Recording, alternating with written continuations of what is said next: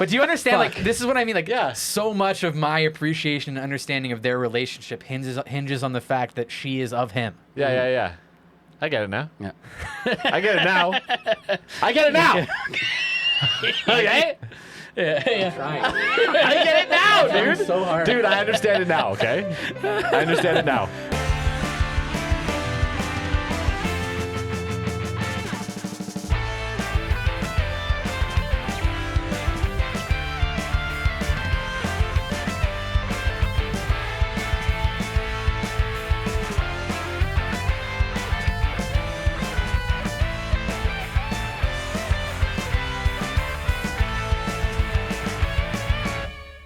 Wow.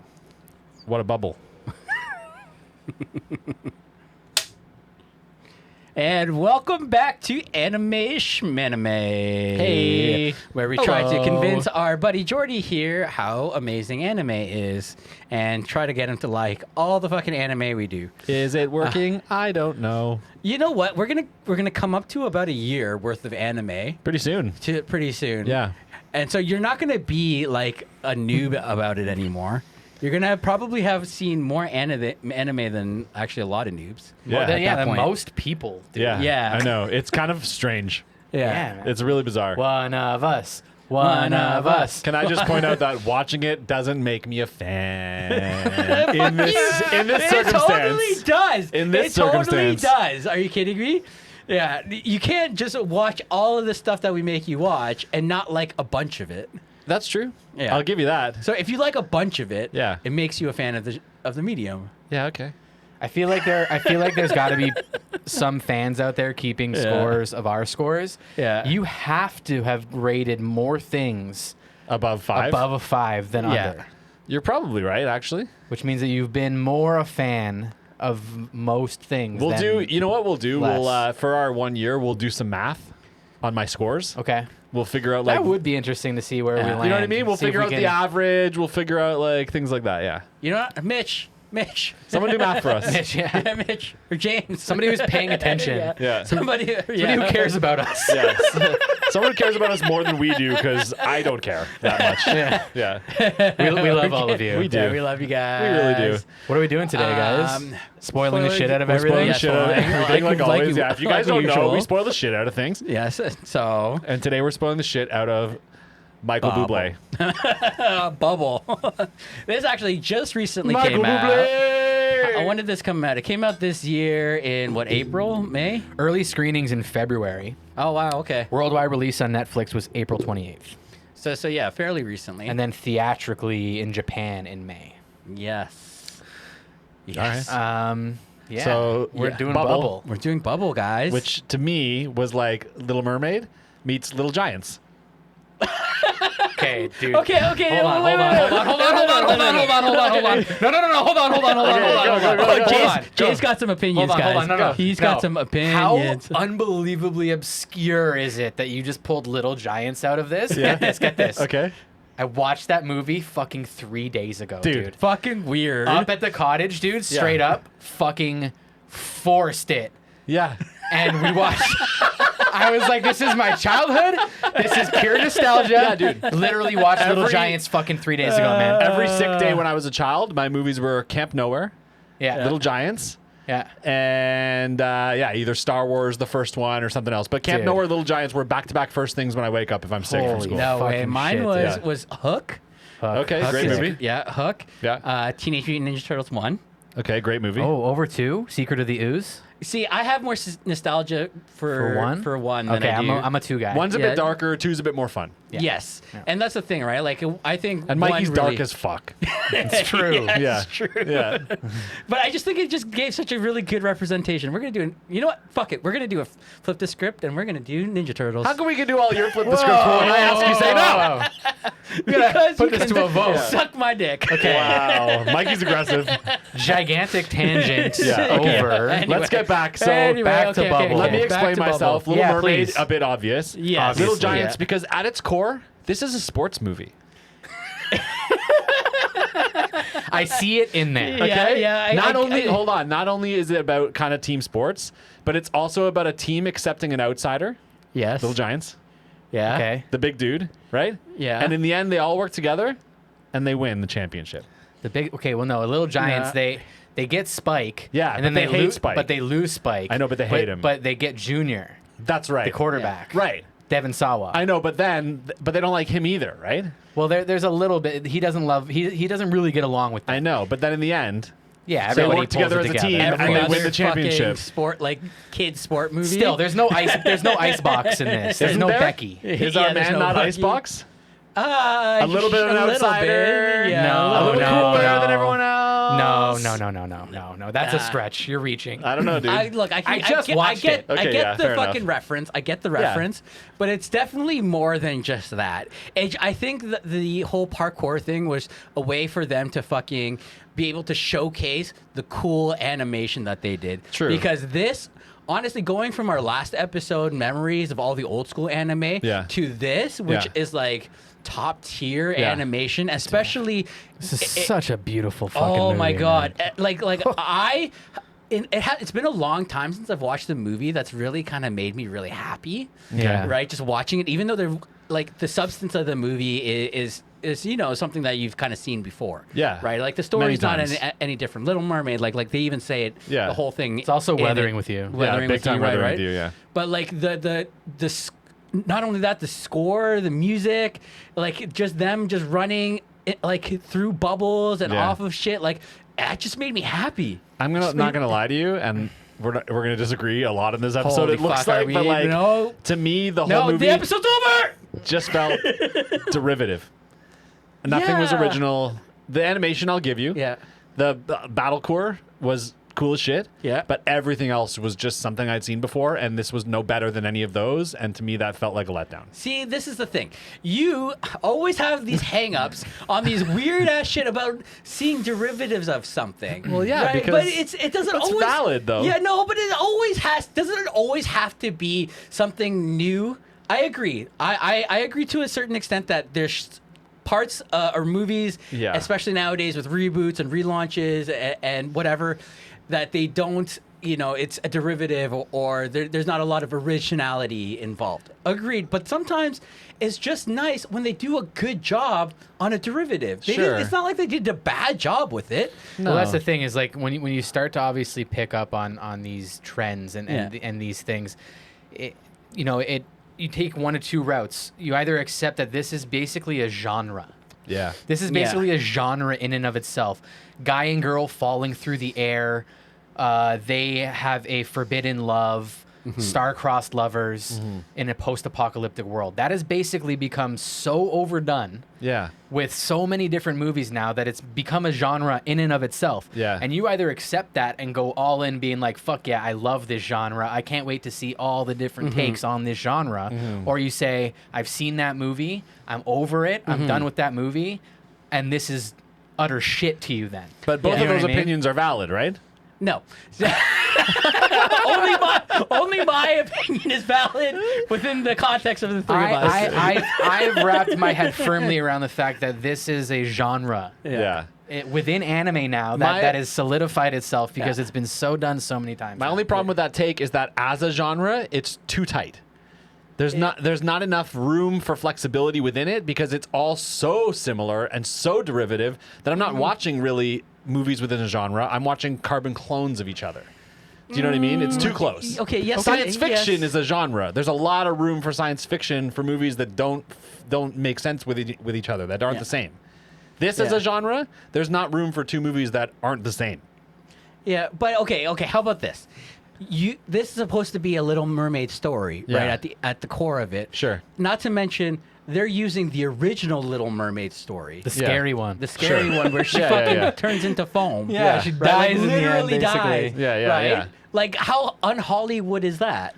Right? Does that not bring I'm a not fresh comparing take? this to Hollywood. I'm comparing this to Weathering with You. fucking Weathering with You, fucking Even Your Name. Like, yes, Yeah. you know what I mean. They're all the same movie, man. No.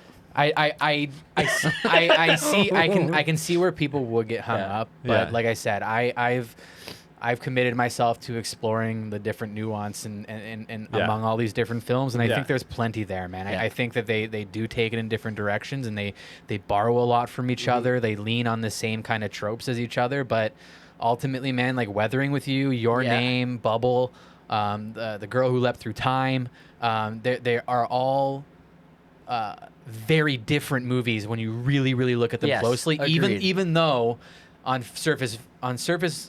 surface and at face value, and that feeling you get is very samey. Plot as well. No. Look, okay. The relationship arcs, the love arcs, the like. But then again, and this is something that like I feel like in the past we've kind of gotten in the weeds I'm on getting really sweaty.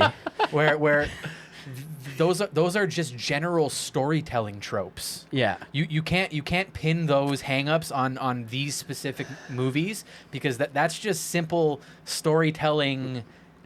Yeah. So Weathering with You and Your Name, they had happy endings. Sure. This did not have a happy ending. Right. Star-crossed lovers is a tired genre. Yeah. That's what you're exhausted from. You might be right, but I just feel like that on top of the other similarities in the genre equals a lot of similarities. There's a lot. Yes. Do you know what I mean? And you know what? The amount of anime that we're making you watch, you're going to get those no matter what. It's also rapid fire. We're talking like we've been in this, 6 months? a little bit And I've more watched than that. 4 of these movies. Yeah. Do you know what I mean? Yeah. It's a lot. It is a lot. Yeah. No, it's not But a that's lot. what I That's mean. not enough. Can I also point out and make clear that like I didn't hate this movie. Yeah. To me, just that factor detracted a little bit from my enjoyment. Well, that's what I mean. You're Well, either going to go one or phrasing two is- directions. You said this before. Phrasing is important. It is. Yeah. It's how you say Well, things. I just like to poke off the bat, and then I like to make enemies, and then later make my enemies my friends. So that's what we're doing here. Oh my This god. is a welcome addition to the genre of guy and girl Yeah. fall through the air together while great music plays. Yeah. Again, this is My a movie. favorite genre. Yes, this is a movie that doesn't need a lot of substance. It's easy to understand. It's easy to get into. Not right? a lot happens. Yeah. No, But again, it's a just sports movie. Which actually, before going into it, I didn't know it was going to be about parkour. Yeah. Not Right, at all. yeah, like How hardcore could you parkour. possibly that know? it's not parkour, it's Tokyo Battlecore?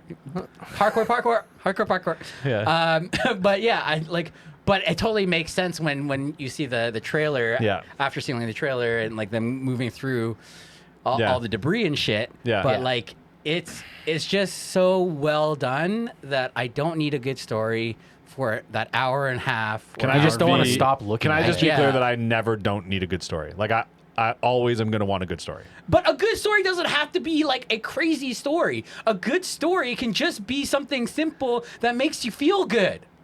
Yeah. It can be. You're right. You're right. So let's find out if that happened to you this time, Jordy. Holy fuck. All right.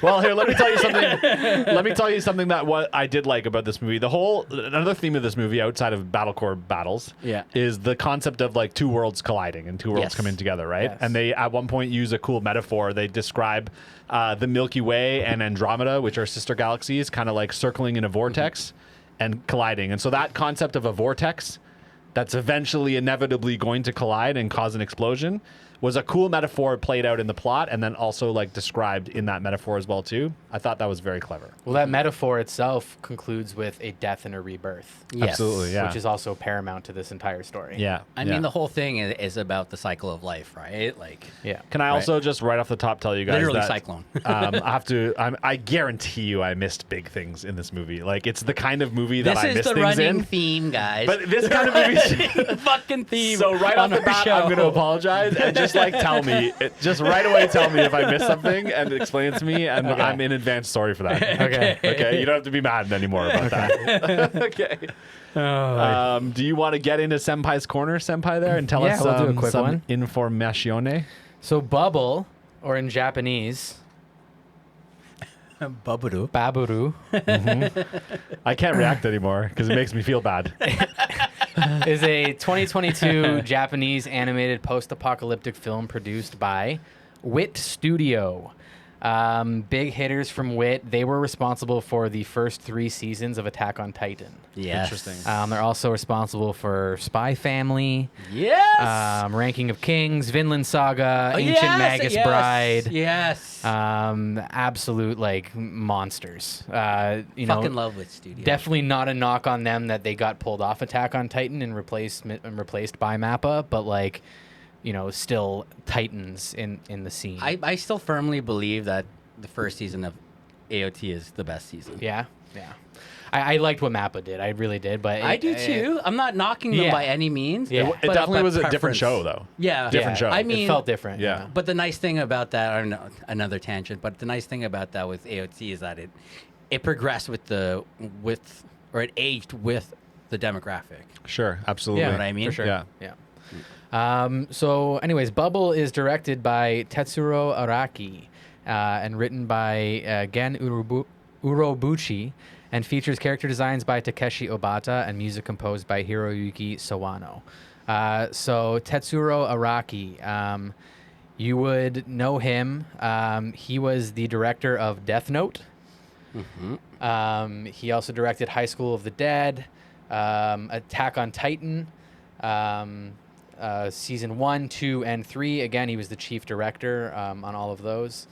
So he's a powerhouse. Yeah, absolutely. And a ton of other stuff. Cabaneri, The Iron Fortress. Yeah, like- which we have to do too. Yeah. That's another good So anime. a lot of really cool shit.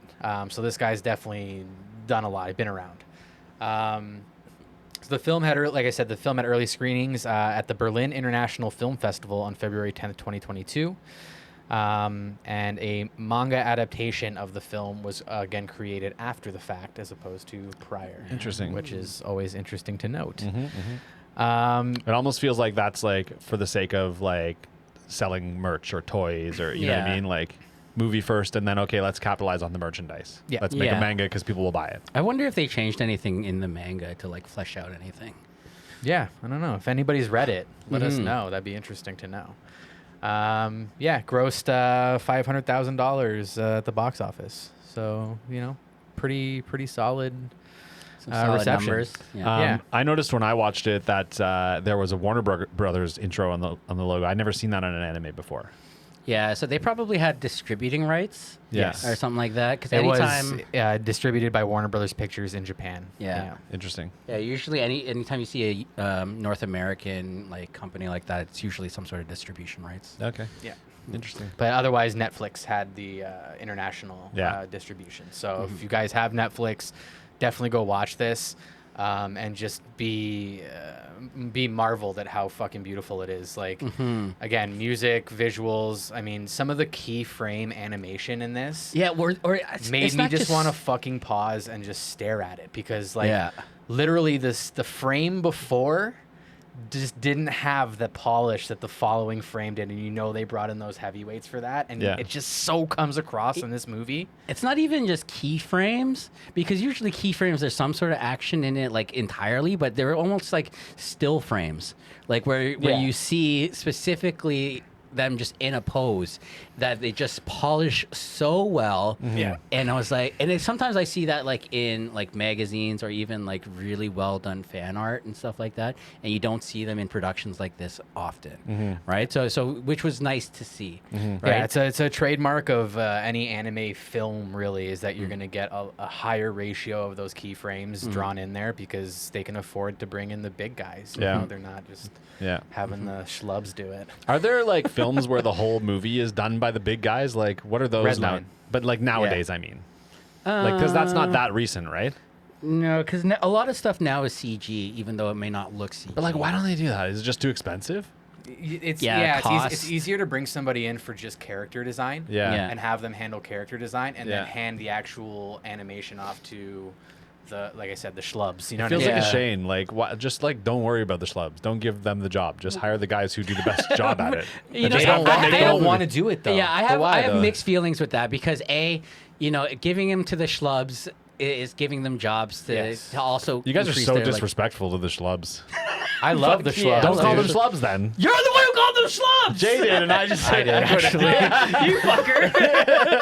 They worked very hard, Jay, on your films I that you mean it love. in a very loving way. Okay, Lovable schlubs. Well, I mean, a lot of the time too, like, so a lot of the animation will get sent to like places like Korea, for example, right? Yeah. Like even North America will send like Simpsons, for example, Outsourced to hell. Yeah. outsourced Yeah. everywhere, right? Yeah. It's just to save a buck, I guess, in the end. It just, to me, it feels like a shame. Like, I know you have to save a buck in this day and age because everything's fucking expensive, but like, But also these how artists, much better is your product in the end, but right? these Like, artists also, like, they would rather go in and get paid for character design work, take home their paycheck and be done with it, Yeah. rather than go in week after week, month after month, and actually do the animation. Yeah. They Yeah. don't want to do that either. The money- it's not yeah, a good yeah. use of their time. They would Sure. rather just do the character designs. Yeah, they still get credit for. as a viewer, it's a Yeah. shame. Yeah, but yeah. But that's it's weird. the shame is with the We're not a the political capitalist podcast, machine. I swear. Yeah. You know what I mean? That's true. Yeah, you're right. Yeah. It's that constant churning out Yeah. and pumping out, and Yeah. it's oversaturation, and Yeah. that's why, like, you know, Mikey knows firsthand that, like, there's a lot of shit that comes out right now that is just not good. It Yeah, just he doesn't said that in hold our up. last episode, that a lot of the stuff, a lot of the anime he that- watches is just kind of Mikey shit. said 99% of modern anime is shit. He did. Go fuck yourselves, both of you. Go back Yeah. and watch that episode. No. Tell me I'm wrong. Tell me I'm wrong. He said that. Go back and watch. At least I still support them. What's gonna get us more views if they go watch the other video to prove me wrong? He's very clever, Mikey. Yeah, you know, when you go watch the other videos, you might as well like and subscribe. That was an alley-oop. Out the gates on that one. I set that up, and you just came through and just fucking. Yeah. Yeah, it's like you jumped off a bubble and then you put your hand out and Mikey stepped into your hand and parkoured all the way up to the Yeah, top of the thank you. tower. And there was a little moment where our noses almost touched, Yeah. and it was really special. It was so cute. Yeah. But yes, like and subscribe. Please do, yes. Wherever you get your podcast or wherever you're listening to us or watching, turn on those notifications. Tell a friend, please. Tell a friend. And come hang out on Discord with us. Do it up. Wednesdays, Eastern time at 8 o'clock. I'll be there hanging out. Just come hang out. Let's talk. Yep. Okay. Let's get into the world of Michael Bublé. This, Even though I know it's Mugule. I mean, yeah, I'm funny, is what you. No, I'm funny. Yeah. Anyways. Okay, so there's bubbles Both of everywhere. you. There's bubbles everywhere. And they kind of slowly reveal to you what the deal with the bubbles are. You don't know right away. It's kind of like a slow burn on the explanation of whatever Very went slow. down. It almost kind of worried me that I wasn't gonna ever get anything. And there's some things you don't get in the end as well, too. Yeah, but I don't mind that because a phenomenon like that would be kind of unexplainable. Yeah, and there are parts, you're right, that you don't get because nobody knows until Yes. we all find out together. Yeah. But yeah, so basically what they explain is that 5 years prior, mysterious bubbles started falling. Yes. Out of nowhere, right? And they apparently also come with mysterious powers, but they don't tell you what the powers are. No, that's kind of ambiguous for a long time. Yeah, there's some interesting properties to these Yes. bubbles. Exactly. And then as they're falling, at one point there's like a massive explosion. And then from At that Tokyo explosion, Tower in Tokyo. Exactly. Yeah. And from that explosion, now Tokyo is enclosed in one giant bubble. And now the bubbles only fall in the giant bubble. Yes. And as they fall, they pop and fill the giant bubble with water. yes. So now we got like a water world situation going on. yes. Kevin within- Costner not included. And nobody drinks their distilled pee. Yes. Yeah. There's no distilled piss in bubble. Yeah. Guys. Yeah. You're safe without that. There Yeah. are, though, churning whirlpools of magenta yeah. death. Yeah, what Yeah. do they call it? They're the vortex or something like no, that. there's a name for them. Did I write it down? Yeah, Fuck, I can't fucking- remember. Anyways, Shweebs, you I guys think there's tell like us. 2 N's in it or something. It sounds like they're saying there's like an animal in there, some sort of like ant, something ant. Anyways, they're, Okay, they're yeah. the scary holes in the Scary water. holes in the They're, water. they're Yeah. literally just vortexes. Yeah. Yeah. And they're magenta colored. And when you get sucked into them, you die. Yeah. The other thing about the world they've created is what they explain is that like after the shit was going down in Tokyo, people started leaving Yeah. because you can come and go from the bubble. Yes. It only keeps the water and the bubbles in. People can come and go. But people started leaving, obviously, but instead, like orphans and like gangs of kids, which in the movie they called boys. Yeah. Boys start coming. And so now there's like gangs of boys everywhere. And of course, logically, they start doing parkour battles. Well, it's a Yeah. quarantine zone Yeah. as well, right? So like nobody's supposed to be in there. Right, absolutely. So it means that they have basically no supplies, they have no food, they Yeah. have no resources whatsoever. Yeah. So they trade and they barter Yeah. using their favorite sport. Yes. Parkour battles. Yes. Parkour But also, battles. there's also like no support, and also like no policing. So like they can do whatever the fuck they want in there, basically, right? Well, I mean, it's like a Wild West vibe. If you look at it, that is kind of a parkour's dream, right? You don't have to worry about anybody. Oh, minus You the don't death pits. I mean, obviously, the minus. Well, the death pits are kind of nice just to kind of give you that like fear. You They make need it more that fun. fear. You need that fear, like To if get a you- boner, right, Mikey? Yes, exactly. It's all about the etchy, guys. It's all about the etchy. No, now you got me all thinking about. Can you fuck this vortex? Wow, Mikey. I've never thought about that once in this movie. Okay. Can you fuck a black hole? Can you fuck a black hole? If you had a big enough dick. Anyway, I think those drugs are kicking. Mikey's on pain meds, but we love him. Yes, He because of needs my, them. my broken Okay. my broken foot. But anyway, Yeah. but yeah, like it's already dangerous enough for people in IRL to do this. Yeah. Right, and especially if they're doing it at high levels and stuff like Sure. that. So it would make sense to add a little bit more danger for some drama. Sure. Right. I believe it. Okay, so let's move on to talking about the art then, because that's kind of all there is to talk about in the world, I think. Yeah. Except for there's a character element in the world later about a person who shows up, Yes. who's integral to like what's going on. Yes, we'll get to that. Okay, so like you guys want to gush hard about the art? Like it's great, Holy man. fuck, is it ever great? It's beautiful, man. It's something like I said before, man. It's been a while, even watching all the anime series that Yeah. I've seen recently, and then watching this, and then especially going from the rewatch from memories from our last episode to doing this one, you just see the leap and the juxtaposition between the two styles. Sure. Right? Like I miss a lot of that 90s styles, but then at the same time, you get stuff like this that you're like, Blows your holy mind, fuck, yeah. yes, this is it too. I do think I've seen better in this genre, even already. Like, Yeah. again, Your Name Will Always Have a Place in My Heart. And some of the keyframes in that really struck me deeply. More so than in this. I would even go as far to say I think the charm of Weathering With You was nicer than this, in my opinion. But this was great, top notch. I mean, real clean. Okay, so you're going back to story though, right? You're not talking about art because No, I'm talking about the art. I'm talking about the color choices. I'm Yeah. talking about, like, the Weathering With You was all blue-green. You know what I mean? Yeah. And Your Name was all kind of like dark blue-red. Do you know what I mean? And like, I don't know, man. Also, I'm not gonna lie, and this might just be me, and you can hate me for this or whatever, but I don't love the concept of bubbles in general as an artistic choice, because to me it just felt like, and we'll just put bubbles everywhere. You know what I mean? Like, Why? Like, have you seen anything else with as many bubbles? no, but it felt like Right? you know how you said like the you know how you said the parkour was just like an excuse to show off the animation style.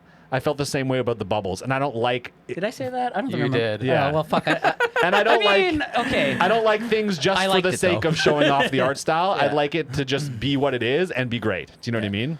I think like with Weathering With You, the thing that really caught my eye was just the way they handled water in general. Yeah. This took it to a slightly more niche, specific direction and really Yeah. pushed things with bubbles, Yeah. and But- foam and that kind of thing. And there were times when, you know, when she was partially bubbles, where it was like, I was seeing some animation where I was like really blown away at the experimentation with light and color Yeah. and texture Yeah. and fluid simulation, and it was like, But it wasn't they just were that, though. they were pushing it big time, man. Yeah. It was like really fucking beautiful shit with bubbles, man. Yeah, because the other It wasn't part just is, yeah, bubbles floating around.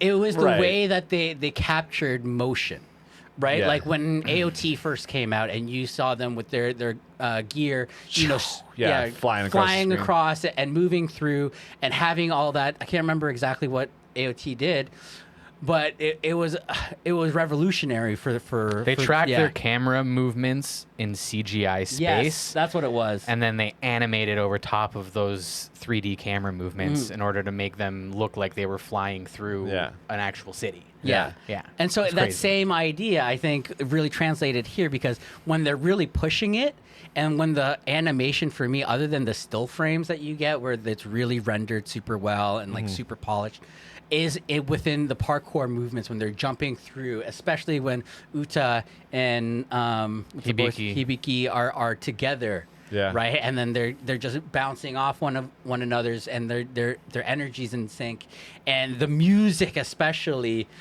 like such epic fucking music that just makes it feel so fucking good. Well, that's not art, but Okay, yes, but we anyway, can transition to that Well, because no, we could I'm gush not about done the with art art. for. Oh, okay, Yeah, sure. yeah. All right, go ahead. I could gush about the art forever. I think know. I will, Jordy. Okay, go ahead. I think I will. This is gonna be a long episode, folks. That's fine. Because I think that there was also like an interesting kind of futuristic take in a lot of the fashion choices. I don't know about that. A lot Rufio? of, a lot of the clothing choices. What's that? Rufio? What about Rufio?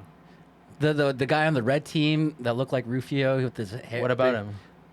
I mean, like that's kind of like an homage to that look. That look has been around for a while. Well, maybe him in particular, yeah. But like what Hibiki wears, like with the crop top and the hoodie and like his futuristic I see what you're shoes. saying. I see Like what you're saying. the entire Undertaker team was all wearing very like high tech, futuristic kind of stuff. Yeah. They literally spoke with cybernetic hand pieces. They wore masks. Yeah. Like there was a ton of fashion choices that were made here that I thought were like really interesting and fresh and kind of innovative.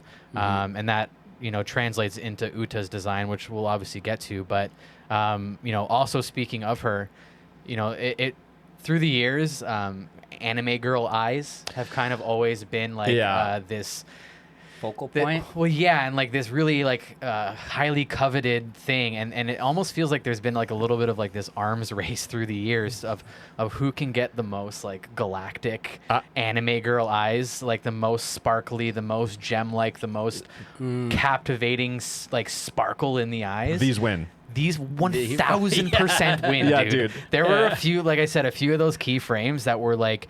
It was just about her eyes, man. Yeah. And there was a little more shading on her lips and her hair or whatever, but you could tell. Yeah. They spent fucking time on those eyes, dude. From a person who doesn't usually recognize things like that, Crazy. The eyes and the close-ups on her face stood up so strong. To me, of all people, I was feeling it too, to be honest with you. And it's crazy because like they don't characterize her a ton because she's supposed to be this like kind of animalistic kind of presence or whatever, but the She's a baby essentially, but the right? I thought a cat. But the Or a cat. Yeah, a cat.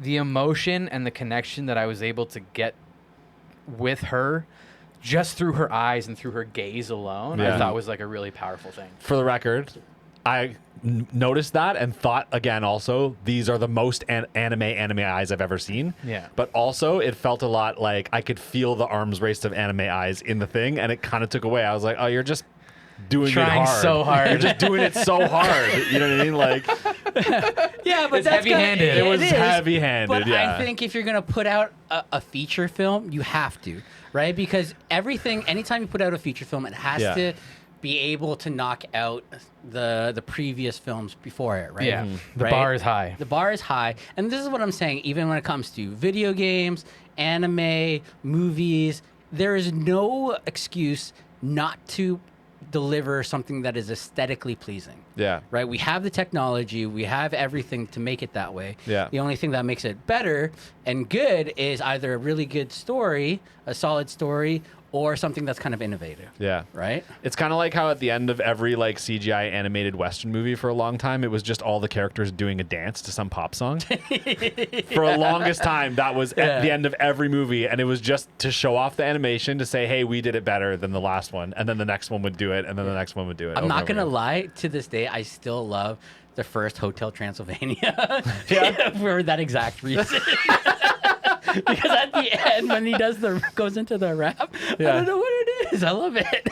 It's so good. I'm not familiar with that one. again. I have an 8-year-old child, so I have an excuse you've for seen knowing it? that. Oh yeah, I've so seen so it. you guys fucking know. You all know. Yeah, I'm the only one who doesn't. Yeah, because you're a grown man without children. With a fucking anime podcast. Jesus Christ. All right, do you guys want to gush about music for a minute before we move on? I think to- Mikey does. Because Yes. I'll be honest with you, the music was great. Don't get me wrong, but it wasn't better than any of the other movies in this genre. No, I In this genre, disagree. in my opinion. To be honest with you, I think Radwimps did it best, and no one will touch them. In my Okay. opinion. Radwimps did a great job. Agreed. You know, the reason why I say that is because the last time we watched fucking Your Name was when we did the damn podcast episode. Not right? me. That's good for you. Actually, I'm kind of impressed. Yeah. I don't know. I don't know what to say now. I don't know how to respond to that. But yeah, Keep in mind, Radwimps is also responsible for Weathering with You. Yeah. So they have both under their belt. Yeah. And having heavily consumed both soundtracks ad nauseum, I don't know which one is better. Yeah. Which says a lot because they're both really good. See, really good. For me, when I really love a soundtrack is when it just doesn't do its job. It either like is a really good song on its own, or it really pulls me more into the animation. And this time, it's been a while since the music had really pulled me in so much so that it gave me such giddy, joyous vibes of like just watching these two play. Yeah. I'm Right? super glad that happened to you. That didn't happen to me in this movie, dude. What bugged me was like a bunch of the story hinges on melody and music and a tune. And for it to be that important, I kind of wanted the melody and the tune to get more stuck in my head than it did. Yeah. And I didn't find it wasn't catchy sticking with enough. me. Like I had heard it like 8 or 9 times, and I was like, "Oh, that's how that goes." Okay. But do you really want that? Because realistically, if this happened, would an alien, like I'm just gonna call those bubbles aliens because we don't really know where they came from, but like would they give you a real song that would be catchy? Like they would just be vibrating at a certain frequency, and then they would. No, but this is an artistic expression in film. Yeah, so and you know what they're going for they in this totally movie, could. right? They totally could just make it catchy because why not? Yeah. At the same time. Or they could have just made it and given you just enough. And I think they did that. They gave you just enough. Okay. All right. Yeah. Yeah. Yeah. Anyway. All right, well, this guy. That's music. Mikey thinks this movie is fantastic because it gave you just enough. Yeah. It was No, so, I didn't think the so music was bad by any means. Look, I don't think so either. I just No. wanted a little bit more because, like, dude, the music, the songs alone, I can remember specific instances in Weathering with You where it wasn't even necessarily what was happening or what I was seeing. It was the music at that moment, like, brought me to tears. In both of those movies, actually, in Your Name and in Weathering with You, Radwimps fucking did the deed. Part of it too, I think, is his voice. This because served its there's no purpose. singing in the music of this at all. Well, there's no vocalist, but there right? is because it's her. Like I know. Uta vocalizes, but there's actually a few times where it kind of made me cringe. Yeah. When she started kind of singing and stuff Yeah. and like doing her little nah. Nah, nah, nah. And he's just like goes following her. Yeah. And then it builds up into like a beautiful song. Don't Yeah. get me wrong. Yeah. It does build and Yeah. it does eventually get there. But I was cringing at the start. And then it never really, again, kind of came through the way that I wanted it to. I think it totally served its purpose narratively because, again, it's important to the story that Uta knows the song that Hibiki is chasing and that it's all connected. And I think the music served its purpose in that way. Yeah. But it didn't go above and beyond for Right. me the way with Radwimps. Like, that almost was better than the movie. Like, the soundtracks to those were like They were as great. good Yeah. as the movie to Yeah. me. That's So- all. That's all. So how dare Uta, a sentient bubble, who just recently got. I love Uta. Shut up for a second. How dare her? How dare she, as a sentient bubble who just got her human form and also has to deal with decaying every time she has to touch the prince, that she can't sing properly or captivatingly. Okay, how about this? How about this? Let me retract my statement. Tetsuro Araki, Tetsuya Nakatake, Mirai Kase. The way you guys handled her singing made me cringe. Uta, I love you. I'm sorry. I take it back. Yes. I didn't mean any apologize. disrespect. My Apologize beef to her. lies entirely with Tetsuro With Araki, real human beings. Tetsuya Nakatake, and Mirai Kase. All right, we good? We're good. We're square? I'm good. Sick. Mikey, you feel better? A little bit. He Let it be known apologized. justice was served today on Okay. Anime Shmanime. Uta was defended. Her honor was swiftly defended by Mikey. There you go. I meant no disrespect, Uta. How can you hate her? You can't. I don't think you can. Well, we're gonna find out. Let's talk about her because we're on characters right now. Okay. Yeah. There's only two I think worth spending a lot of time on outside of design, which I think you covered in art when you talked about a lot of the fashion trends Yeah. and shit like Yeah. that. But it's really I disagree, but let's okay. go. Okay, well, Yeah. you know the two I'm going to talk about. We'll start Sure. with Uta. She's like this mermaid girl who also is kind of like a cat at Yeah. first. Okay. At first, yeah. She has supernatural powers, right? When we first meet her, she like doesn't feel. She dips her hands right in boiling oil and doesn't feel them. Doesn't feel it, right? because she's a bubble. Which, by the way, if you put water in boiling oil, you It get a kitchen explodes. fire. So there's a continuity error there a little bit. But it's also- a magic bubble, and I know how much you love magic. Anyways, so she can also like manipulate the bubbles. That's like a power Yeah. she has. She can like move them around and she's like controls them in a weird way. She's also like odd as hell. She's like strange as shit. Like Yes. early on, she like gets into the chickens and starts like trying to eat them. She also Crushing like the eggs. yeah, she Like, eats a what is shit this? ton of food. Yeah, and at first she like doesn't talk at all either, right? Uh-huh. So that's all the character traits for her at first, right? And then she grows as time goes on. She starts to like, you know, become comfortable. She starts to talk. She starts to join the team. She starts to learn as well. She starts Yeah. educating herself. She reads Yeah. for like fucking crazy. Yeah, Just yeah. absorbing everything. This is what I say. Like like she's an a alien. baby, Yeah. right? Like just fucking absorbing everything like a sponge. Yeah. Yeah. So yeah, I don't know. That's it for her for character. That's all the points that I had for her. Yeah, Yeah. like I said, like there was a limited scope under which you saw her really do anything Yeah. because she's so childlike and baby-like, right? But kudos to them because by the end, like I cared very, very deeply for like what was gonna happen to her Yeah. by the end of the movie. So like fucking hey, they Yeah. did it. Yeah, Congrats. so this is one of those times where normally, like I'm going to jump ahead a little bit. Normally, I don't like happy endings Yeah. or like, you know, very Hollywood endings where like, you know, they get together, everything's fine. Sure. The world goes back to the way it's supposed to be, blah, blah, blah, right? Hollywood endings. This was the first time I was like legitimately sad for Hibiki and be like, God damn, like Uta like is gone. Like I kind of wanted them to have like that happy ending. So I wasn't invested in them as a couple, man. To be honest with you, Really? I felt like, I felt a little let down by the derivativeness of this compared to the movies we've seen it. Yeah. We've seen this already. So to me, as I'm watching, I'm like, I'm just seeing it again and not as good, in my opinion. I think there are layers to this that are fresh and that they're unique. And- Maybe and they it- didn't hit me, is all I'm saying. A lot of it lies in the connection that the two actually have beyond just a surface Yeah. two strangers in love connection, but Yeah. the idea that they are in fact of each other and of one Yeah. Yeah. being. Yeah. Like he he has that huge layers to hypersensitivity that. to sound and stuff Yeah. like that.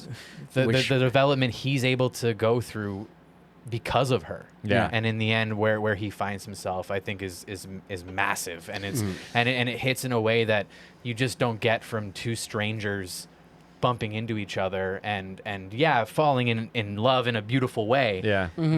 This is like on a cellular Yeah. level, you know what I mean? He Yeah. is given a chance to grow beyond his limits by interacting with almost like an externalization of himself in a crazy way. I hear that. I Not think to mention she fucking saves his life, and then he's like kind of reluctantly, you know, thankful Well, for like- the first little bit, like a little Yeah. dick. Yeah. Well, and the other thing is, the other reason why I think it didn't hit as hard to me is because, yeah, they had that beginning where she saves his life, and then because he's so reluctant to open up to her and even be kind to her, Yeah. he's kind of a little dick to her. When he does open up to her, there was no catalyst as to why. He just did one time. He just one time went up to her and was like, "Hey, you know, like I don't deal with sound well." Yeah. Out of nowhere.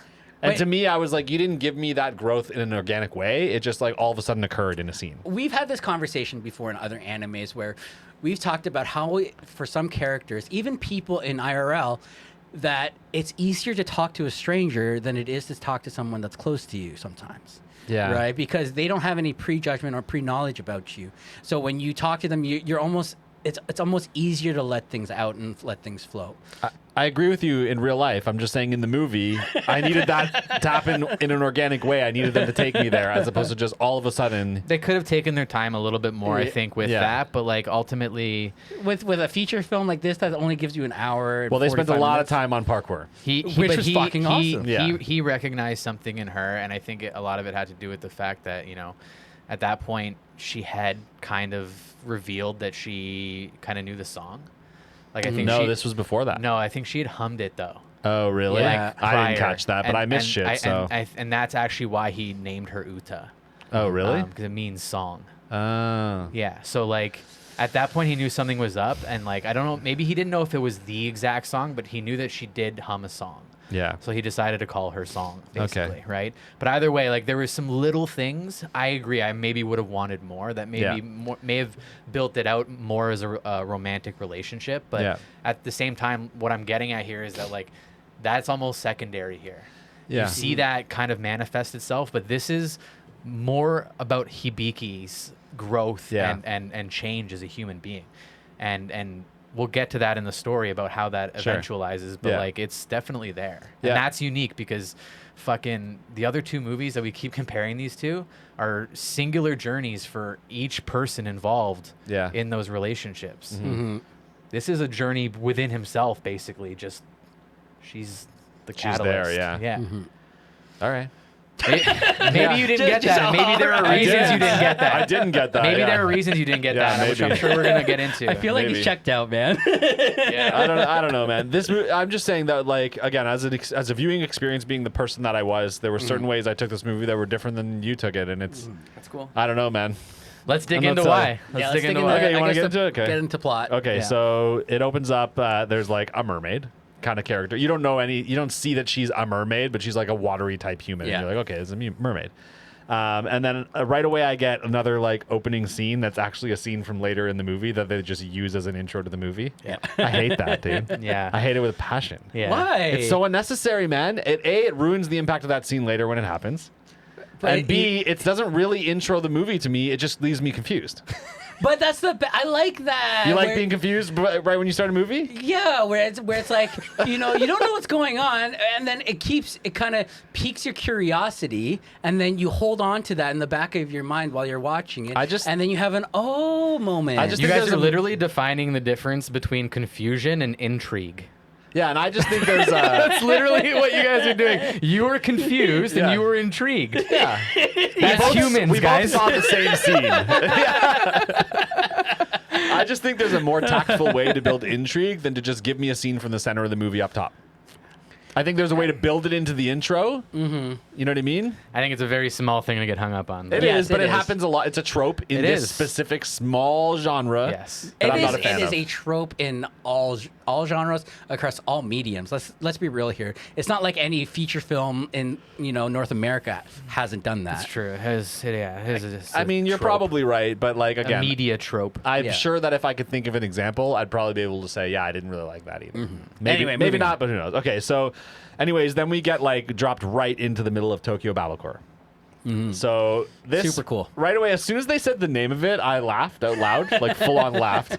But then I was like, yeah, but that's dope as hell. Yeah. That's fucking dope as hell. This is going to be cool. The concept of Battlecore was the best. Yeah. You know what I mean? So yeah, it's like fight parkour. Like not fist fight, but it's like races and like races, and you can like kick and knock. Yeah, you can like it's like people, American Gladiators. and it's capture the flag. Yeah, exactly. Yeah. So we learned there's like a few teams, right? So there's like our team. I forget their name. The but Blue Blazes. The Blue Blazes. Okay, so they're yeah. like the good guys, right? Yeah. Then there's a team called like the Undertakers, but then they also call them the Morticians. So I'm not sure what's going on there. Yep. They're clearly the bad guys. And they use like some sort of apparatus, which should be illegal. You know what I mean? To the point where like when they first use it, all the other teams are like, "What?" Yeah. We're seeing the first time they've used it. Well, you're seeing that the different teams have different ways of getting their hands on tech, of getting their hands on upper hands. Yeah. You know what I mean? Hibiki Hibiki himself is a fucking weapon. He is incredible at it. But he's like not cocky. He just like comes with his headphones, all quiet, like meek, and just shows up and just destroys people. Yeah. And his little crop top with his belly peeking out. Yeah. He's just a cool dude. Yeah, just being a cool hot boy. Actually, do you know why I think you like him so much now? Why? Because he's a K-pop boy? Yeah, I was going to say that too. That is exactly why. Yeah. He's a fucking K-pop boy. Yeah. It's like, literally. no wonder he likes him. He really is. That makes sense. 100%. Yeah. It's fucking. Read me like a book. Yeah, he's fucking. You have a type. Taman. Yeah, basically. Taman had a crop top. That's right. Yeah. Nice. Okay, so there's other teams, and they all seem to be like good guys as well. Yeah. They all like hang and kind of root for the Blue Blazers. Blue Blazers. Yeah, but they're all still like competitive, but like in a kind of a friendly way. Like the other teams there are kind of moderating or commentating on the battle between the Undertakers and the Blue Blazers. And it also, some of the teams that aren't competing will run safety in little boats where they'll actually go out and rescue people that fall in the water. Totally, yeah. Which So I thought was really cool Loved as it. far as like, team sports goes. Like you have support, even though you're competing with this team. Yeah. They're supporting you. And trust them. Yeah, you trust them with your life. Yes. It's a really good sports movie. Yeah. So they can also kind of use the bubbles to bounce around, but it's established real early on that it's risky to do, right? Like a lot of them don't try it because you can't control them. You don't know how they're going to react. Exactly. It's weird like that. Could launch you up, could send you down. But Hibiki has no problem. He'll just go for a bubble. No problem. Yeah. He'll figure it out. But that's because we learn later he's like connected in a way to the phenomenon of the bubbles, right? Okay, so yeah, we establish he shows up, he's a pro, and then he falls off the tower, like in this first parkour battle, and like ends up in the water, and he gets saved by our mermaid girl, which is the scene we saw at the beginning. No. He goes to the tower after the battle is over. He hears a song. He okay. hears the song. He goes to the tower to go check it out, and he's been there multiple times. Yeah. Trying to figure out. Yeah. And then he finally gets too close, and then he ends up shot down into the water. Yeah. And this is when you get that keyframe of her face when she saves him. Oh yeah. And he like wakes up, I guess. Right, but you also skipped over a very important part, and that is the fact that it is with his final dying exhale that he exhales a bubble that mixes with her bubble and actually creates and starts the cellular like mitosis and cellular replication that forms her. See, I didn't And miss her that, form also comes I missed from it. Like her form also comes from an ad on the side of the bus that he had fallen into. Yeah. That's where she sees this image of this blue-haired girl in the school uniform to actually decide how to organize her cells. I But think she is literally Uta is literally born of a bubble from the nether phenomenon, whatever. Yeah. And bubble from him. Hibiki's dying breath. Yeah. So she is literally part him. you see, there's a scene where like it actually Well, looks you like. see. Well, I didn't see. you didn't see. It's a very But there's beautiful a scene. Yeah, it's a scene where like you see the Bubbles splitting. hit. Yeah, the bubbles hit, and then it looks like cells like splitting and Yeah. atoms splitting. Okay. Right. They And I think, really focus in on his bubble meeting hers. Yeah. I And a must have- crazy interaction happens, and then that's when you see the cells start building. Yeah. I must have looked away. Yeah. Also, I think on the side. Yeah. But do you understand? Fuck. Like, this is what I mean. Like, so much of my appreciation and understanding of their relationship hinges on the fact that she is of him. Yeah. I get it now. Yeah. I get it now. I get it now. Okay? Yeah. Trying, dude. I get it now, dude. so hard. Dude, I understand it now, okay? I understand it now. But I just wanted to mention, I think her outfit is the only thing she got from the side of the bus, because I think she has a different face from the pop star on the side of the bus. I can't remember. I think the pop Yeah. star had like Anyway. Oh, did you miss something? Short blue hair though. But Did you miss something? yeah, her face might be her own. Yeah. Interesting. Weird how people miss things sometimes. Well, yours is a running fucking theme, but every man. I don't know. episode we do. I'm trying my best, guys. I'm trying my best. Keep trying to dig yourself out of this hole. I'm you're in, trying buddy. my best, dude. I'm trying my best. Okay, so Anyways. let's keep going. Anyway. At first, as we established, Hibiki's like all annoyed by her, right? Yes. Except he does end up giving her name, and then you see that she has her name on a mug, which signifies she's like starting to join the team, right? She now lives with the crew, the team, they all hang out together. And she ends up learning their parkour game as well as kind of like how to be a human from like literally just following him around.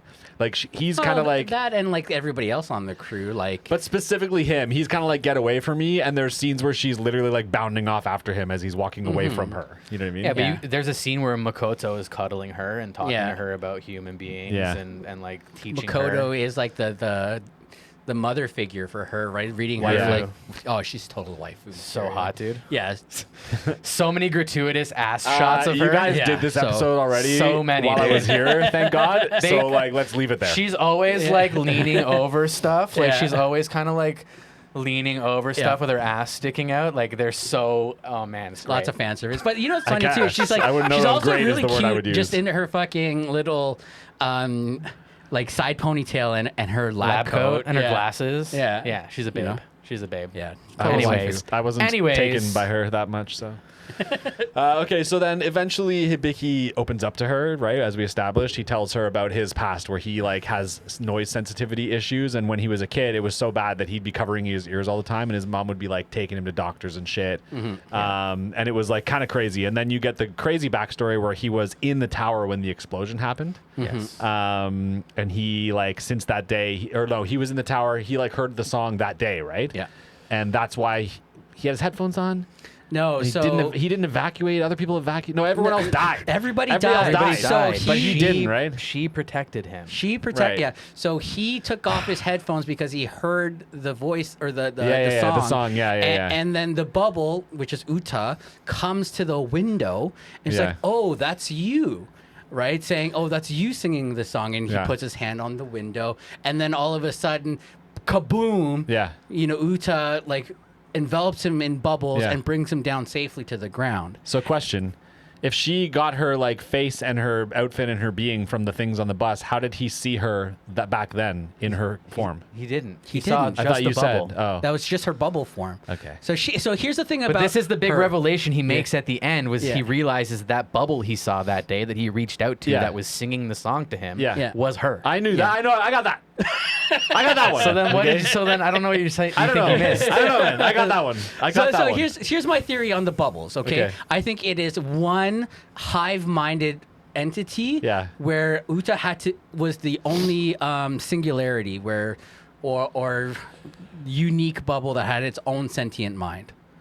And So one of all the bubbles was sentient, you're saying? yeah, one of the bubbles had a separate sentient mind, which was Uta, right? And then everybody else, all the other bubbles was on a hive mind, because you even see when Uta's facing kind of her, she calls her sister, right? Because that's also probably her at the end of the day, because she came from the same place, right? I think that's kind of what that happened and why he was saved and why she's connected to somebody who was able to hear her and recognize her out of all the other bubbles. Yeah, my understanding was that all the bubbles are Uta. That's what I thought she too. is That's how all I the got bubbles, it. and that one that she happened to be controlling that day that got all worried about him and that went down to find him and save him was just the one that like Mikey said, like the hive mind just wanted to all right, I'll just control this one bubble for now because I can manifest myself into any one of these bubbles in any way I see fit. Yeah. Right. But the problem was obviously the strife and the issue that was created when they were disconnected, when one strayed too far, that created obviously some sort of turmoil amongst the rest of the bubbles. I have another theory about the bubbles as well too, and about the sisters. We're getting way ahead of ourselves, but whatever, it feels good, so let's do it. So I think that there were always two consciousnesses within the bubbles, because there's the blue and the red, right? Yeah. And I think Uta was always the blue and the red was always a counterpart to her. And I think that she was probably always keeping the red at bay. Do you see what I mean? And that was the role she was always playing. But then when she manifested and started spending all her time with Dude and parkour, the red started getting more powerful, which in the end caused it to maybe be able to cause some harm again, aka towards the end of the movie, there's like some danger and explosion going on, and in the end, she has to go back to the sentient bubble instead of her current form to balance in order to keep balancing the red out. Yeah. Oh. Yeah. I mean, that Balance adds must up. be brought. But that's the idea, right? Like, Yeah.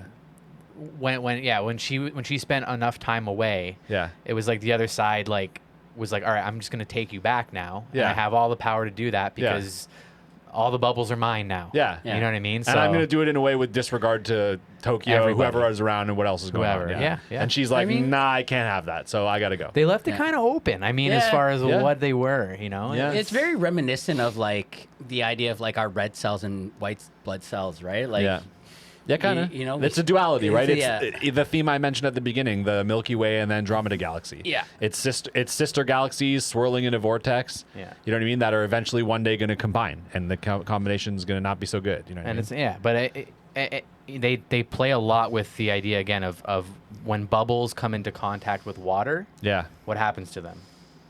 They burst and become the water. Become the water, yeah. Right? They play with that motif and that imagery a lot. You know, so a lot of the time when she's coming into contact with him when she's separating from her bubble. Like they really play with the way bubbles separate and pop and disperse and flow into everything and become one with everything. It's just and always leaving it ambiguous about what the bubbles are. Yeah. But I felt like it didn't feel careless to me that they didn't give you the answer. No, I don't think so either. It felt like it was thematically vague, but like I was okay with it. You know, it was. I think it was. I don't mind not knowing. I think it was ultimately less important than the human journey that Hibiki kind of. That I think is the important point. I always have an issue when they don't explain supernatural phenomenons well enough, but I think, like you said, that's not the most important part of this movie. Yeah. Right. That's not what this movie hinges on. Yeah. So. And I mean, you see right from the beginning, Hibiki has some troubled relationships, even with his own team, the Blue Blazes. Like they worship him like some sort of fucking god because he is like that when it comes to Battlecore. But like he has kind of tumultuous relationships with all of them. Yeah. There's the young boy, Usagi, who's like always getting himself into shit, who really looks up to him, but like he won't give the fucking kid the time of day, right? There's his whole relationship with Kai, who I thought was actually just super fucking interesting character. So the guy that kind of hated him, that kind of was like kind his of. counterpart He's a kind bit. of like the leader. He hated him, but like, and actually my read of it is that he loved him. Yeah. It was that he actually may have been in love with him. Oh, interesting. Yeah. Yeah. I don't know about like in love with him, but I do think like I think there was, man. I felt like there might have You been shipped some them? Absolutely, dude. That's weird. Hey, Why is it weird, Mikey? Because Kai had a thing for Makoto and for Hibiki. I think he So- had a thing for both of them. See, my thing is when you're playing, like when you're part of a family like that and you're taking on a leadership role, because I don't ship them, like it just seems like he felt like he had to step in as a father figure in some ways. And so when you care about somebody in a father figure kind of way, you get mad, you get frustrated, you get angry. You think Kai looked at Hibiki like a father figure? No. Kai was the father figure. To Kai's, Hibiki? to Hibiki, right? Or like the big brother figure, right? Because Okay. Kai's the leader of the group. Like the No, coach? Kai's the long red hair guy. The long. He's kind of a jerk. He doesn't want to play nice, and then at the end he comes in. Shin is the one with the robotic leg. Yeah. No. So it's not Shin. Kai is the one who also was fixing the boat and then drive the boat at the end, right? Or am I thinking of somebody else? No, yeah, Kai's got like the long red hair. Yeah. He's the one who launches Hibiki multiple times. So like I was saying, Kai is taking it upon himself to be the, big brother figure to everybody, or the leader, or the kind of like a father figure to even, was it, not Uta, what's the little kid's name? Usagi. Right? Yeah. So when you care for your team that much, right? And especially for some boys, because they're not adults yet, right? yeah. They don't have the same emotional intelligence. They're going to have a lot of frustration, anger. That's what it comes out as, right? Right? When that's not how a great way to communicate. Sure. But Right, like I was shipping them because they were flirting. When did they flirt? Kai was flirting with Hibiki like pretty hard, because there's one point where Hibiki was like actually kind of being friendly to the group and like complimenting them, and Makoto ran over and was like all over him, like hanging off of him, like kind of like smooching on him. And then Kai was just like, hey, what the hell? No. And like ran over, and you thought that he was going to go and pull like Makoto away because he wanted Makoto, because he was like defending Makoto's honor earlier in the movie. But instead he hops to the other side and starts hanging off Hibiki as well. Yeah, and he gives him like a head rub. I don't And know. like a noogie. They were too close in age for me to view Kai as like an older. If anything, Shin was like clearly like the older guy with like the robotic leg or whatever. Yeah. Like, I guess I got more of a father leader vibe off of him. Kai to me felt like kind of the the big brother of the group, the leader. I got him more of like a he wanted to be Hibiki. He kind of wanted to be the cool guy that everybody looked up to, but instead he just had to be the hard worker, the one who was always kind of just there for the rest of them.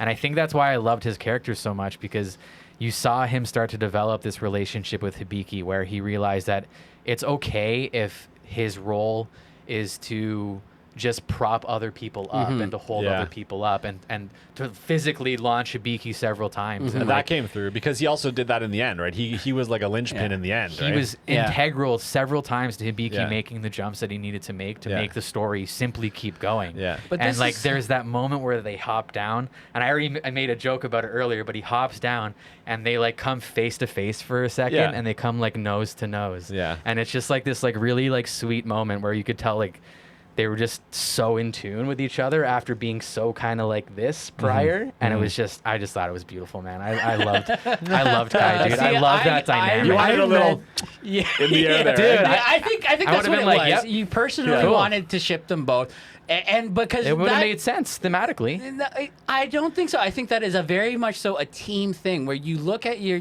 teammate and you're like, you know, you just do the nod and you guys both know what you're thinking and you're like, fuck yeah, that, brother. That could be it, but mine's way more fun. Can I just tell you how much fun it is for me not to be the one arguing right now for a little bit? Like, this has been great. Yeah, but okay. I'm not okay, arguing. I'm just saying how I read the movie. Yeah, Okay, yeah. so I'm going to say one last thing before we move on. In a team sport, the captain isn't always the best player, right? I played hockey for 18 years, dude. Yeah, I get it. You know, okay, so you know, Yeah. that's what I'm saying. And I'm Yeah. not saying that your read is wrong. Yeah. I'm just saying it's much more boring than mine. Jay watched a lot of his teammates fall in love and almost kiss on the ice. Okay, that's fair. And so he sees his experiences in here. Okay. We'll see what the Shweebs think. Yeah. If you ship Kai and Hibiki, fucking, Let's see it. Let's see. Or if you think they were Yeah. just hockey bros. I Yeah. mean, Hockey bros can fall in love Since and that's kiss too. cooler, apparently. Hockey I mean, bros we can fall had in a love and kiss. couple subscribers that are really into Yaoi and BL. So, All right. So Okay, let's fly through some more of this plot because there's a lot more, but not a lot of it is like super integral. It's kind of like you could boil it down. Jay might disagree, but we'll see. I did find there were some like super cheesy elements. Like at one point, after he finds out that she's the source of the song, they like parkour dance to the song. That was the part I was saying, dude. I was like kind of cringing. That a was little bit. too much for me, dude. No, I didn't mind it. But the ending of that scene involves he goes to take her hand and she's like, hard no. Yeah. She's like, don't fucking touch me. And there's like an abrupt stop to the dance and then like a symbolic, very prominent bubble pops Yeah. on the screen. And I was like, okay, that's symbolistic of something. Had you already missed the fact that when she first saved him, Yeah. she tried to touch his face and her fingers turned into bubbles? I'm sure I saw that. I just didn't clue in as to what it He meant. missed it. Yeah. He I missed saw it. that scene. I just You didn't missed clue. it. Yeah, I'm just saying the whole "don't touch me" thing I, like was established in like the first like. Can 3 I just minutes of the movie. revisit at the beginning of this episode where I pre-apologized for all the things I probably missed in this movie without knowing that I had missed anything? Yeah. Okay. Yeah. Okay. fair. Yeah. Okay, cool. Yeah. Okay, Okay. so then we find out that like the Undertaker team kidnaps the one of their teammates. Makoto. And Makoto, Uta yeah. right Yeah. away, Uta who talks now by the way, is fucking pissed off and she's like, "I'll crush him," which I is love so that. cute. I love that. That was Yeah. cute. And I was like, it kind of still like tracks because this is a sports movie after all. And so that's kind of perfect. And then there's this big face off in the style of Battlecore, obviously, right? And Hibiki and Uta, this is like the first time where they like have to work together in a parkour way. And they destroy the Undertakers, right? And at one point they even like run underneath a falling building. And Oh I'm my like, fuck God, I off with know. that. Like it's not real life they, anymore. They slide through just as it Dude, collapses. yeah, it's Yeah. like nobody's Ridiculous. trying that, no matter how good you are at parkour in Yeah. real life. And not with a smile on your face. No, exactly. Yeah. At this point, I realized something kind of strange where I had to maybe accept it, Yeah. even though it was hard for me. But like at this point, for the first time, you realize it's not just bubbles that are floating around in the air. There's like a bunch of random shit just floating around in the Yeah. air. There's a 'cause the train and gravity a bunch is of all rubble. fucked up. That's why Makoto's there to study all that. Yeah, I guess so. I must have missed that. Anyways, I realized I it think here. I think it's tied into like again they mention the yeah. bubbles bring some very weird properties and they can fuck with yeah. space and gravity. Yeah, and yeah. stuff. And I So guess just now assumed looking that. back, that's probably the reason why when they're doing Battlecore, they can all jump so high and do crazy shit because gravity's weird. Who knows? Anyways, at the end of this battle is when she grabs Hibiki's hand in order to like win the parkour battle. And Yeah. then her arm turns to bubble for the Yes. first time, and you're like, Yeah. "Wait, what the fuck?" And that's where I got like even more so massive Weathering with You vibes because I was like, Yes. "Okay, this is a girl turning into Same. she's going invisible." that exact moment Yeah. I was just like so weathering with you. Yeah, yeah, exactly. Yeah. Okay, so like, But it still got me, dude. Yeah. I was Yeah. still like, damn. Yeah. Because you knew it was going to happen eventually. Shit, yeah. Right? You just exactly. didn't know when. Yeah, yeah. So the next big thing that happens is Hibiki has like some crazy emotional speech after this battle with Uta, and he basically explains like, I feel like I'm becoming myself for the first time, which plays into what Jay really loves about this movie, the fact that they were one all along. So when they're working as one in this battle for the first time, They're he's the like, best I'm versions of complete again. themselves. Yeah, he's like, I'm Yeah. complete for the first time. It even gets to a point where the headphones go. Yeah, exactly. Because he's like, this is Yeah, it. Like I'm good now. I found my song. Yeah. I follow her, Yeah. and he's like, I don't need to hide from sounds anymore. Yeah. So at this point, the bubbles start falling again instead of randomly just floating around. And Tokyo starts like falling apart out of nowhere. Yeah, they say it's a second phenomenon is hitting, basically. Yeah. They're Yeah. saying it's like the first. Yeah, and I think again it's happening because she's giving herself more to him and less to keeping the balance. Do you see what I mean? Because in this moment? yeah, there was a moment in that movie where Mikoto actually like compares the waves or Yeah. like the frequency waves to the first time the Oh yeah. I remember that. Yeah. Right, to that same singularity or whatever. Yeah. Yeah. So Yeah. while this is happening, Uta knows some shit's going on, and she has this. In response to his like emotional speech, she has her own, but it's like ultra sad, and it's pretty much just the story of the Little Mermaid. Yeah. And she just like tells him the story of the Little Mermaid, and then she like books it basically and goes off to what she says. I need to stop them. Yep. And I was like, who's them? What's happening? This is the first time you hear about another, like, I was like, what? Anything. Where? Yeah. Anything. And then somehow, I don't even remember how it happens, but Hibiki gets, like, trapped in red bubbles, like, right after this. And They just grab him as soon as he tries to jump after, and they just fucking grab him and just fucking throw him down. Yeah. Yeah, then it's like he's down in the white water blood again. cells, Yeah. right? Like he's the external entity. Yeah. Yeah. Right? And And it's they've kinda- gotta like flush him out. And it's kind of as soon as she leaves him, that happens, right? Like, I guess she's, like, protecting him, right?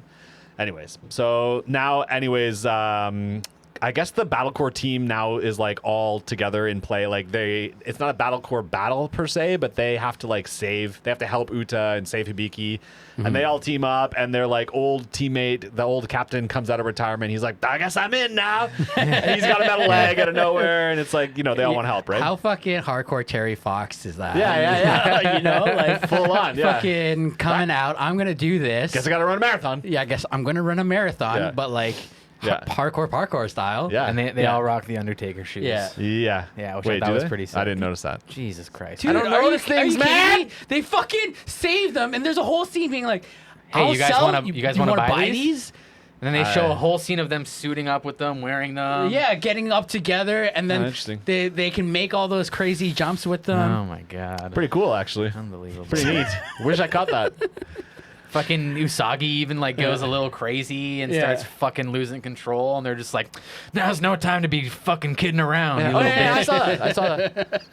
Shut up, dude. Okay, so anyways, at this point, they do get Hibiki out of the bubbles, and he goes in. Oh yeah, by the way, there's a vortex around the tower now. Yes. And he goes in basically, and he flashbacks, and this is when you finally learn that she is the bubbles. Like you find out once and for all. They basically tell you, and then Hibiki sings the song for the first time, but that doesn't do good. That actually pisses off the red bubbles. They get real mad, and then right after that, like Uta saves him, and then that's where we see the creepy dark Uta, the red Uta, for the Yeah. first time, and she's the red bubbles, and they trap Hibiki again for a second time.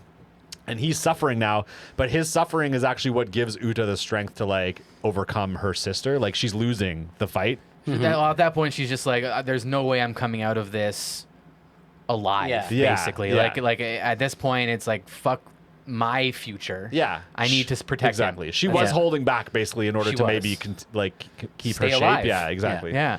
But she can't anyways, and so now she like She dives away. becomes seafoam essentially, and it takes the form Dude, of random that animals. scene fucking just when Yes. he's fucking over top of her and she's laying on that rock and Yeah, she's yeah, yeah. turning into bubbles Yeah. and just crying. Oh my fucking god, dude! I mean, Just I've tore me been to hurt shreds. by scenes like that worse before, but Tore yeah, me to it was- shreds, folks. Don't listen to this heartless piece of shit over there. Okay. But that's what I'm saying, though, right? Like, is normally I would have been all for this scene because that's kind of what I wanted from Weathering with You. Yeah. Was them not to to really like just try to save each other, and it didn't work out because that's kind of more realistic. Right. And this one, I just felt so much for Uta that I just wanted her to have that happy ending because that would have been justified. Yeah. I mean, not to say that in Weathering with You it wasn't, but it just seemed like there was just more. You felt like she deserved it? Yeah, she just deserved it more.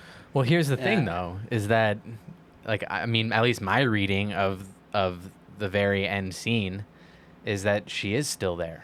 Yeah, I was just going to... Let's get to the end, and then yeah. we'll talk about it. So the very end is, like, now the big bubble around Tokyo is gone, except that Tokyo is still underwater somehow. Well, it flooded. Yeah, it flooded. Yeah, but, like, how does just Tokyo flood and, like, how does that water not just drain away into the ocean? Well, it'll take a long time for Will it it? to... Or will it not just, like... Okay, first Depends of all... what kind of damage it's done, though. Yeah. You're looking at an enclosed space and an Yeah. infrastructure that is not meant to be flooded. Yeah. But it look, but the We way can't guarantee it's going to drain nicely. The way they portray it, though, they portray it as if it's just as flooded as when the bubble was there. Well, And I'm saying when the I bubble think pops... that's a stretch to assume that. No, Yeah. it is not. Yes, it is. No, I saw it with my eyes, and I don't miss things. Well, me and Mikey both just talked about it, and we All agree right. that you're stupid. Okay, Yeah. regardless, I'm glad you guys had a quick conversation there. So regardless, Uta's gone, you know what I mean? But like there's this classic last like ethereal exchange where they like talk, but like to what? Like there's just the voices, right? And they say, let's meet again someday. It's kind of nice, you know what I mean? Which is also foreshadowing to the fact that maybe she's not gone for good.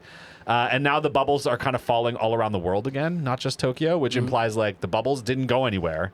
You know what I mean? But the balance came back. Is Well, the idea, all the right? bubbles are blue. Yeah.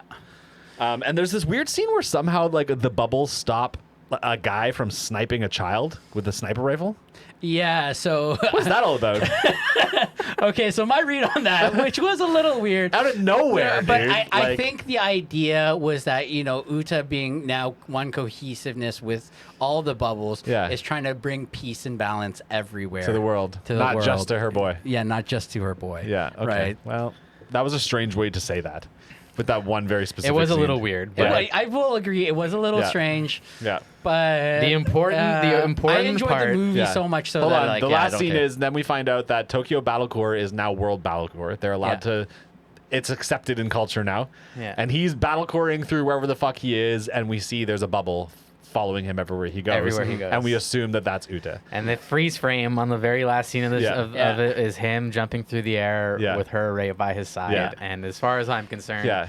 about as happy an ending as you can get from a So what I was gonna say earlier, movie like this. that I wanted to get to is like, yes, they don't get to be together in like a human body sense. So like they can't fuck, but they can hang out unless Mikey's right and you can in fact fuck a vortex, Nice callback. right?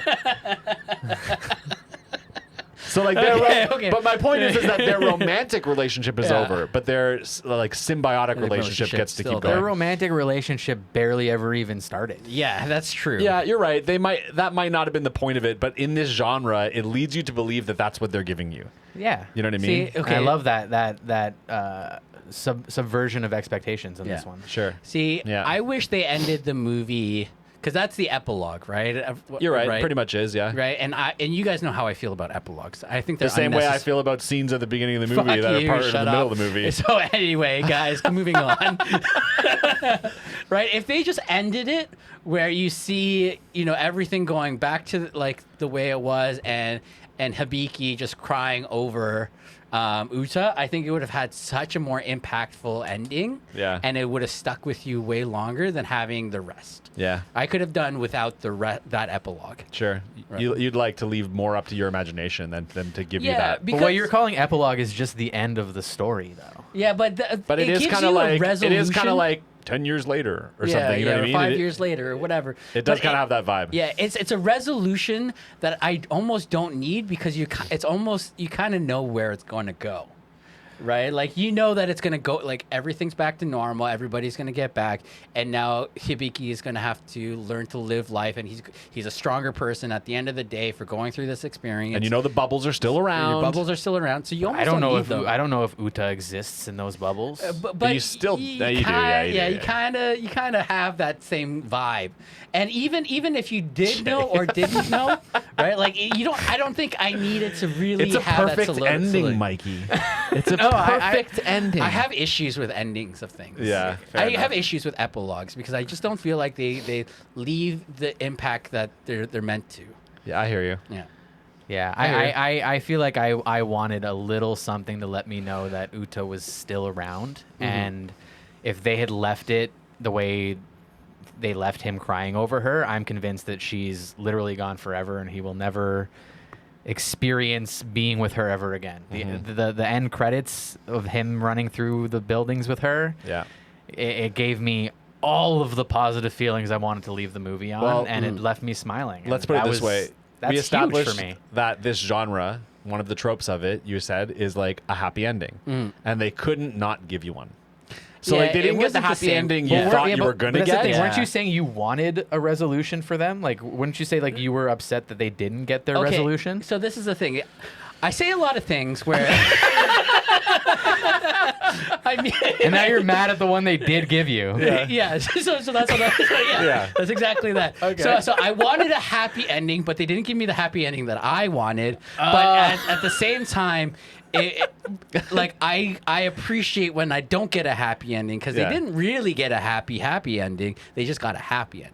They didn't get double happy. They got a single happy. They only got a single happy. Oh, okay. Yeah. Okay. Because, I like get I it said, now.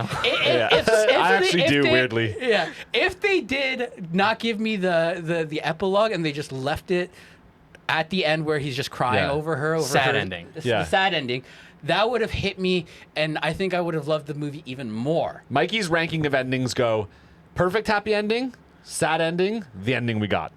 Yes. Am I right? Yes, for this particular movie. Yeah. Jesus Christ. Yeah. I get Uh, you. Yeah. Yeah. Right. Like so. Like. I say- hope I never have to make a film for you or something, or just create anything for you, dude. 'Cause I will dude. not know which way to go. Oh my god. You got to give them the happy ending, or the happy okay. ending, or the sad If ending. we do a rewatch of this one day and Yeah. and we just cut it at that part where I was talking about, I will not like this movie. I would love this movie more. All right. Than I already do. Crazy. I gave it a 6 out of 10. Fuck you! Did you Really? really? Yeah, I Are you did, really man. giving this a 6 out of 10? Well, yeah, man, that was what I gave it after watching it, and like again, I felt it to be a little derivative. I felt like I've seen this movie What? before. I felt like I've seen it better before. It was fine. Don't get me wrong, but it's not on a list of rewatches. It's not groundbreaking. It was fine. It was good. It was a good movie. not a great movie, I in don't my think opinion. that's fair. 6 out of 10. Well, you can't say that my opinion is fair or not fair. It is my opinion. I'm allowed to have it. We have already established that my opinion out of the three of us is the only one that's valid. Okay, fair enough. Then When did we establish that? he established it I very early on in this self-proclaimed. episode. Yeah. Right on. All right, what about you, Jay? This is a tough one. God, I don't know. Talking to you guys made me like this less. Fuck you. Well, I love when that happens so much because when you guys make me love something, that's a win for you. When I make you like something less, that's a win for me. Fuck you both. I've been told I'm the mean one. God, I'm so torn between a 7.5 and an 8. 7.5 it is then. But I don't know. Just Kai and Hibiki are at least bi, so I'll give this an 8 out of 10. Wow. Ooh. Yeah. If you disagree, I'm giving it a 7.5. I'm not saying anything. He does disagree. He established that hard early on. You guys fought This is about how it we for have like, to do things now. We he have to fought about barter. that for like 30 minutes. Yeah, that's what I'm saying. We have Yeah. to barter now. Yeah, I gave yeah, it an 8, so Yeah. we're good now. Yeah, we're Okay, good. all right. We're good. Let's see if we can bully Mikey to change his score.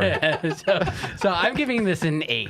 Good, good. If you Yeah. gave it less than me, I was gonna fucking throw something. Because Yeah. it's again, like I said, the story is something that we've heard and saw before. Yeah. Right. There's nothing new to the story, but it's a well packaged story and it's a well enclosed story because we all know how much you love, when they package things nicely. Yeah, I do love that. Right. So I think that's why, and like with the new animation and the music and just having those good vibes, it's a solid 8. All right. Sweet. Great way to spend 100 minutes. Agreed. I wouldn't disagree Yeah. with that. Yeah. So go watch it, guys. Yeah, and go then watch it. It's you know what? It's a great rainy day movie. This Yeah, is a good sure. rainy day movie. Yeah. Yeah, sure. I believe Or it. a great Saturday afternoon before you come record an episode of the podcast, maybe. Or a great I'm in grade 4 and I called in sick for school and I'm gonna watch Little Giants, and when I'm done that, I'll watch this. Yeah, there you go. Yeah. Or a great guy falls through the sky with girl. Yeah. She has magical powers. She has magical powers. In the end, she Control might the have to go. water. In a post-apocalyptic world. She might have to go in the end. Genre Yeah, movie. but he's gonna be real sad. Yeah, it's a great Yeah. movie if you want to know how to fuck a vortex. Wow. Okay, There you guys, go. bye. Thanks for coming. Oh, wait, we got more sign-off stuff, don't we? You got stuff to say. Oh, you made it real awkward before we have to do this. Yeah. Hey guys, you notice how good our video quality is? You know what, Jordy? Yeah. I have noticed, actually, Yeah. our past few episodes have really good video It's quality. really Why nice, is right? that? It's because of our sponsor. Who's that? Never Not Kittens. Never Not Kittens. We love Never Not Kittens. Never Not kidding. Don't stop. Okay, yes, go check them out. They're a non-profit rescue. They rescue cats specifically, kittens specifically, and it's really hard work. Pregnant but they moms do too. do- These kittens sometimes get raised literally straight from the womb. Yeah. Yeah. And- Lisa like tube feeds these little which is munchkins. crazy. It's That's insane. actually She's crazy. she's a superstar. Never Not Kittens, guys. It's the best nonprofit you could support right now if you Mm. love kittens. Period. Yeah, so go donate whatever you can, if you can. Anything is really appreciated. The other thing, too, is, again, come hang out on Discord every Wednesday night at 8 o'clock Yeah. Eastern Time, 8 p.m. Mikey will explain to you exactly how to fuck a vortex.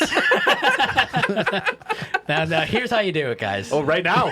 Whoa! Make him pay save for it, that. save it, save it. Yeah. OnlyFans. Yeah, that'll be on the OnlyFans. OnlyFans.com/vortex. Have it. Don't go there. That's going to be something already. Yeah, full demonstrations. Wow. Anyway, Jordy, where can people find you? Honestly, at the Discord on Wednesday when Mikey explains that, because I got to know. Just kidding. I'm reaching in on Instagram. I am hanger91.bigcartel.com and at hanger.91 on Instagram. Yes, and I'm Korean Barbecue 86 on Instagram, but mostly you'll be able to find me on Shmanime Pod on all the socials, TikTok, Instagram, all that good stuff. Thanks for coming out, guys. Thanks for listening. Thanks for watching. Yeah. We love you. We love you. Mwah. Mwah. See ya. Bye. Peace.